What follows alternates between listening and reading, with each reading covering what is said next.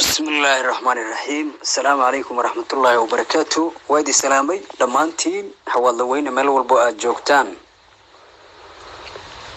سلام كدب أخبار أيا إسوق جارتي نوانكي يراي very serious نوع مال بدن إيجا سوق جارتي وكسابسن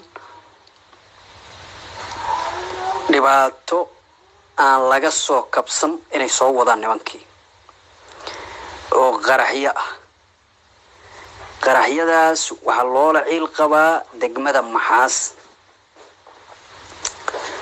qaraxyadaas waa 3 baabuur hadda ka hor barnaamij sidaan ahaan idila wadaagay oo beledweyne idikala wadaagay 20 maalmood gudahood wixii dhacay adinka ogaay marqaatiyad ka aadeen waxa idin sheega magaalada Maxaas waxa la rabaa waxaan la aragoon la maqal oo 2009 ay noqonayaan qarso inay ka dhacdo mar labaad in xawaadle indhaha laga tuuraa la rabaa. dadka hadda meesha jirana waa dadkii xawaadle indhahooda ahay xilliga la taagan yahay. waxa loo baahan yahay marka xitaa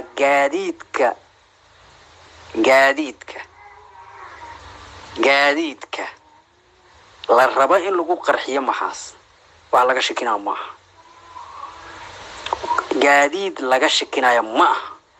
dadka qusayso ayaan si hoose arrinkaas ugu sheegaya laakiin wax laga shakinaya maaha. intaasan meesha ku soo koobaya.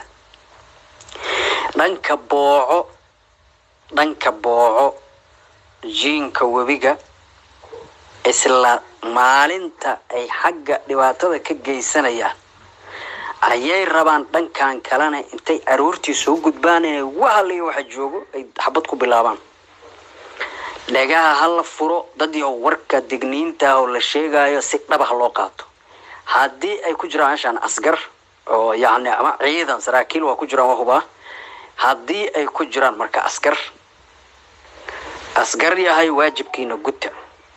حتى مرة قار سرقال كأديك كحكومة لا دقيسن مال خطر وكسو صعطو دت كذا لقوبها بينود وجدوا كسو نقص سرقال كادو كيرادو وإن هذا هوش عسكر دقة أديكتو سياد أديكو حتى أبال مرين تهدا أدبروهشو أبال مرين على إسكوسية أمر سرقال أو كحكومة أياد أنت ديدو أبال مرين نكود حليسة بدي أو هلا فوجبنا هذا lacagta Maxaas dad joogo la siiyay lacag ku qaatay qaraxyadaas.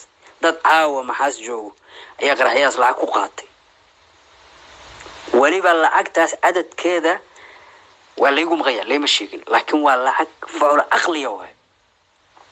sababtoo nimankaanu nafla caari waay. dhibaatada loo geystay mayd shabaab la jiido degmadii ugu horeysa waay.